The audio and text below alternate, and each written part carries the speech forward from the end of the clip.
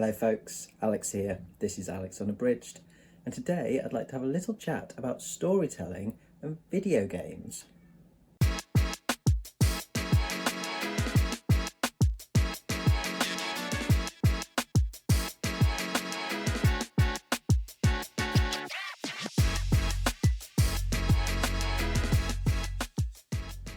So welcome back to the channel if that is the case. Yes, this is a little chat inspired by a video from Olly over at Criminally, because he released a sort of discussion video, I think last Sunday perhaps, called "Books Are Better Than Movies. Why are some ways of storytelling valued more than others?" I will leave a link in the description to Olly's video. Really interesting little video that. And another couple of folks have kind of done responses as well that I've particularly enjoyed. Nick over at Another Booktube channel has done an excellent little bit on film, and Gareth over at Books, Songs and Other Magic did a really interesting video on storytelling in music. Music isn't something I know much about, and certainly not in terms of storytelling in music. So do check Gareth's video out. It is excellent. I find it fascinating. In his video, Olly talks about a hierarchy of storytelling in terms of how different forms are valued higher, than some others, and the hierarchy that he came up with, I think, was somewhat based on how sort of academics, critics, etc. value different art forms for their storytelling. And the hierarchy was thus: it was poetry at the top, then plays, then books, then film, then TV and comics together, and then video games right at the bottom. I think that's a pretty fair hierarchy, to be honest. It's a subjective thing. I think it'll depend on who you ask. I think there's also an argument to be made for film being as respected, if not more so, than books by some folks. For more on that, check out Nick's video. That's kind of what he's talking about. Really good video. But what interests me is that form of media sitting at the bottom of that hierarchy that Olly came up with, and that is, of course, video games. And away from books, my other great love is games and gaming. I've been a game lover, a gamer, a lot longer than I've been a book lover, and it does make me a little bit sad that they're not as recognised as other media forms for their ability to tell some amazing stories, and that they can do. So I want to have a little look at just a few of the reasons why I think video games perhaps aren't as thought of in the same way as some of the other media on this hierarchy in terms of storytelling, and also what it is about video game storytelling that I particularly love, and what I think that they can do so well that books, film, TV, plays, etc. don't. So first, the why I think it's not that they're not thought of in the same regard. I mean, as Olly mentions in his discussion, his hierarchy also happens to be a chronological one in terms of the age of the media. So obviously with poetry going back to sort of, the ancients, Homer, things like that, coming up to, kind of video games on the bottom, which is also the youngest. We're talking, 40 years, really, for video games. So they've not had the same amount of time to evolve as other forms, to establish themselves as a storytelling medium. For instance, I mean, film is still quite young, really, when you think about it, and TV even younger, comics, but they've still had a lot longer. I think there are more barriers to the consumption of video games generally. I think they can be perhaps a bit daunting for some folks, in terms of there's more things to learn that you need to learn to kind of get into them when it comes to gaming, in terms of like mechanics and the hardware, structure, things like that. Hardware particularly, I think, is potentially one of the big barriers for access, in terms of access to that technology required to play the games. Financially, it's an expensive hobby. compared to reading or, you know, films and TV. You know, I think most folks probably have a DVD player or a Blu-ray player and a TV, or access to streaming services, and the films themselves or the TV shows themselves aren't massively expensive to pick up. Neither is a trip to the cinema in comparison. But by the time you've invested in a console or a suitable PC to play on, and all the peripherals, you're looking at a significantly bigger outlay. And then you've got the games themselves, which these days are coming in, you know, for the modern games, are coming in at like 60 quid a pop, or, you know, $70. So they are expensive. And yes, you often get, you know, bang for your buck, if you like, because they take longer to consume, but the outlay is still there, and can still be a barrier. I also think that video games at their inception weren't developed necessarily with storytelling in mind. You know, there was something different, and it's taken time for narrative gaming experiences to kind of grow and start to become more prominent, and for people to experiment with them and how you use games to tell stories. And because of this, like, that the original purpose, if you like, wasn't storytelling, I think that there's still sort of elements of misconception, perhaps, about, you know, about what games can do in that vein. You know, that there's an idea that games aren't for storytelling, and that's true of many games. You know, not all games are about story, not by a long stretch, and, you know, that doesn't make them any less valid. I hasten to add, I love games that have got nothing to do with story as well, but there are a ton of great games which are all about the story, that are really focused on the story and what stories they are too. And I think that the way games tells their stories is the most different to any of the other storytelling media. And for me, they're certainly the form that requires the most active involvement. So the biggest reasons for me why I love storytelling in games, they put you, so the player, at the heart of the action and make you feel part of the story. So whether that's kind of action that you're controlling, obviously, you know, you are controlling a character, whether that's action and kind of the sort of fighting that you have in stuff like The Last of Us being a prime example, and obviously one that people will know because it's crossed over into other media now, or something like Bioshock, which is a first-person shooter, or God of War, the most recent God of War game. Again, that's, you know, action-based. You know, you've got lots and lots of different narrative games which include, you know, a lot of action in them. Or it's more kind of, it's less, you know, combat focused, and it's more sort of exploration based. You've got, you know, a whole genre of games called walking simulators, essentially, where you know, that's how you experience the story. You explore the environment, you walk around, you are in kind of the body of a character. Sometimes there are other characters, but a lot of the time it is an environment that you're exploring. There's very few other characters in it. Something like Everybody's Gone to the Rapture is one where you're exploring a deserted English village where, you know, everybody has disappeared, and you've got to piece together the story through kind of sort of flashbacks, memories, audio, you know, that kind of thing, and the environment. You've got stuff like Firewatch, which again is, you know, exploration based, finding bits and pieces that you need to use to progress the story, and to understand what's happening. And then you've got kind of puzzles, you know, puzzle based stuff. So Portal is a great example of that. You know, there's a great story to Portal, but it is predominantly a puzzle game.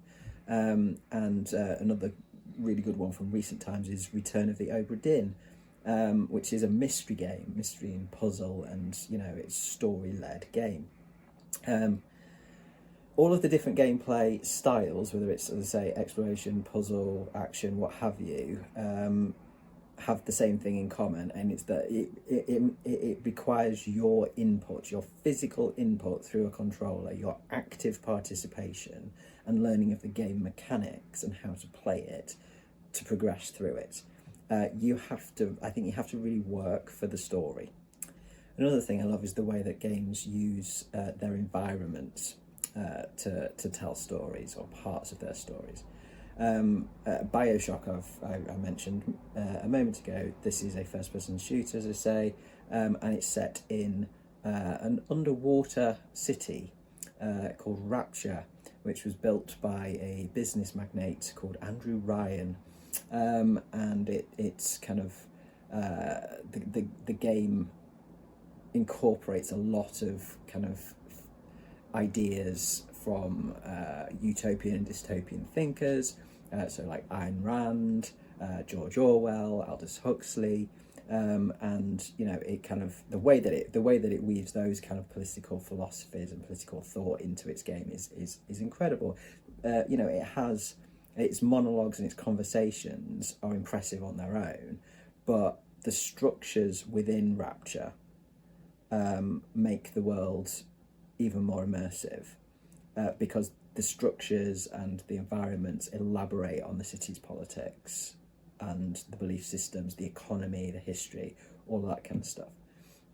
I love something like Skyrim is one of my favourite games, and there are just a ton of books in Skyrim, you know, that you can read. You can stop, you can pick a book off the bookshelf and you can read it. And you could spend hours and hours and hours just reading the books in Skyrim. And I have.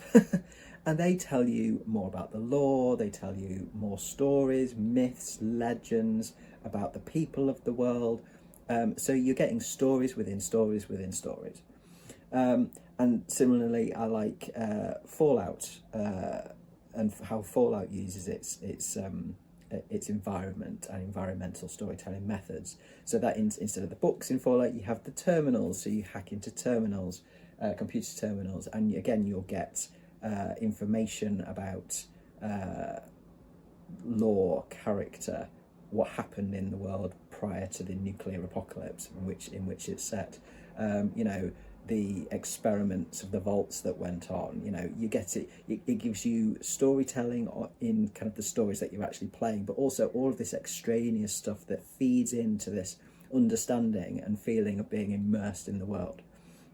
The same goes for things like voice logs that you have in Fallout, and one thing I particularly love with both Fallout, and you get it in Skyrim in a bit as well, but more in Fallout, and you know, it goes across other games as well, but like sort of vignettes where the developers have where there's maybe an abandoned building, they've used sort of skeletons or teddy bears or something like that to essentially create a scene that you walk into as you're exploring, and that scene in itself will tell you something about the people who lived there previously, you know, the sort of people they were, the sort of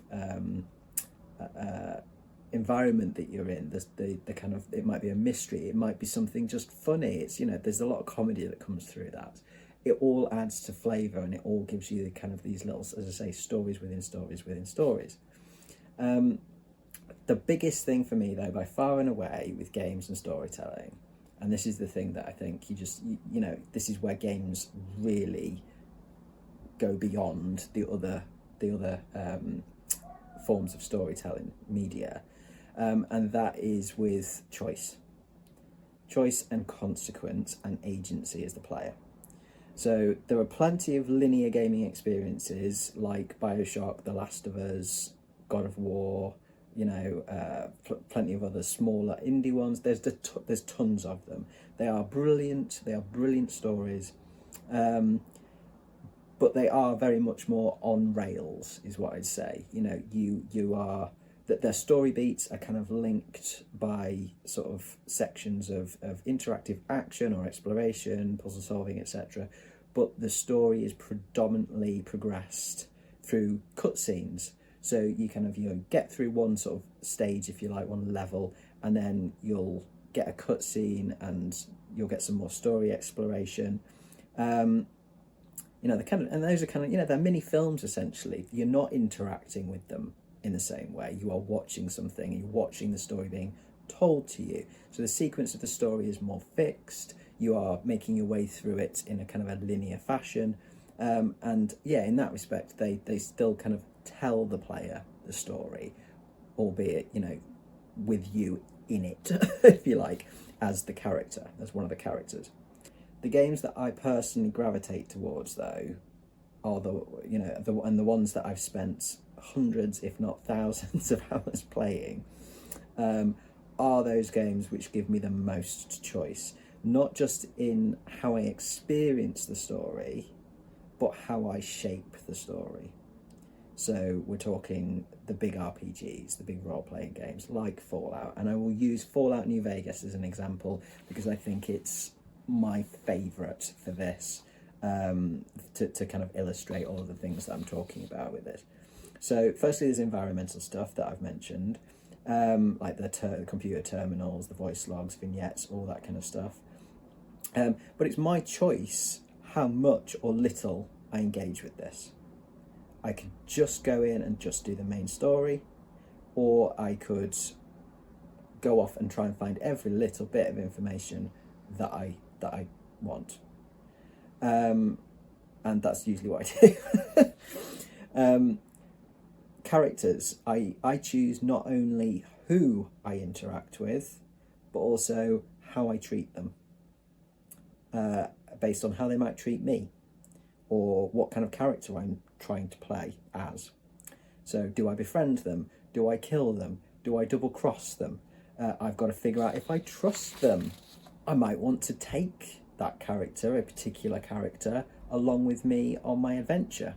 You know, there are lots of characters in Fallout who can become companions, and you can take them along with you. And, you know, that decision of to whether I take that character along with me for a bit on my adventure might significantly alter the story on the whole.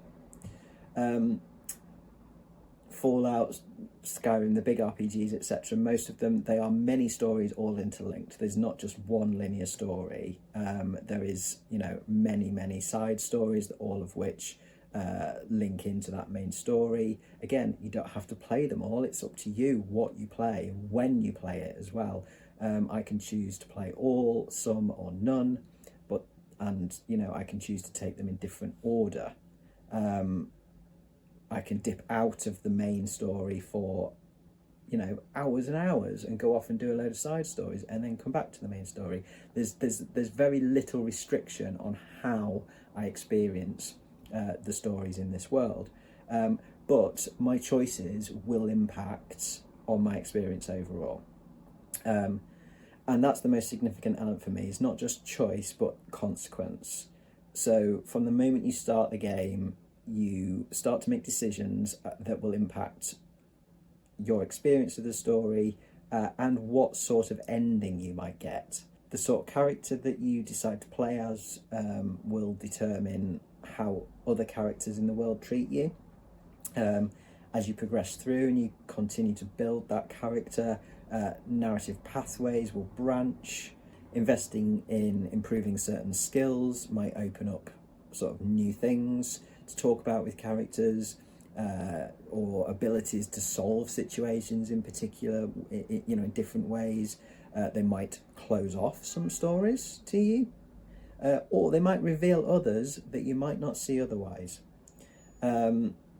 So, you know, right, as I say, right from the moment go, when you start to build your character and you make that decision on how you're going to play this game, how you're going to experience this story, what you want to be as part of this story, that starts to affect the ending that you will get. And at the end of the game, a kind of film runs. You know, it's kind of an epilogue almost, that shows you how your actions affect the world, and the characters of the world going forwards. There are several different endings and lots of different permutations that you can get depending on those choices. So in that respect, this sort of game, this big RPG, isn't just one story. It is so many stories all set in one world. But yeah, it's this choice and consequence for me that is what makes games so different from the other media. You know, in a novel or a film, the decisions have been made already. You're being told about them by the author, by the writer. But in a game, I kind of get to be sort of a writer of my own story within that world of stories, and I love that. I do wonder whether we'll see more kind of gamification of books, film, TVs, etc. As a kid, I loved choose your own adventure books. Funnily enough, and I would love to see them make a bit of a comeback. You don't see anywhere near so much around, I guess, because video games. I've seen theatre pieces that require audience participation that really does shape the performance. I'm aware of, I haven't seen it, Bandersnatch on Netflix, which I think has, that has interactive elements. And I remember my sister buying me an interactive DVD years ago of Final Destination 3, where you could make some choices, kind of binary choices, about how a character should act at certain points in the film, and you get to see a slightly different outcome or a slightly different death.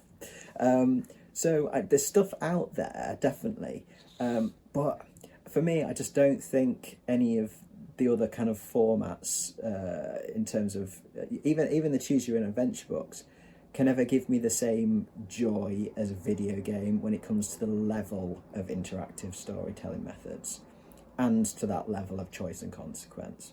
But I do love all forms of storytelling kind of equally. I personally don't see one as any more valid as another. They all have their different qualities and they're brilliant in their own way. And they're great for different situations, for different moods, essentially. And I will continue to enjoy them all. I just love stories. So yes, so I'll stop rambling for now anyway. Thanks very much for watching today, folks. Are you a gamer? Do you love storytelling in games? Or are you not a fan? And if not, what puts you off? Do let me know in the comments, as always. If you enjoyed this video, please do consider giving me a like and subscribing for more content coming very soon. But from me, for now, that's ta-ra.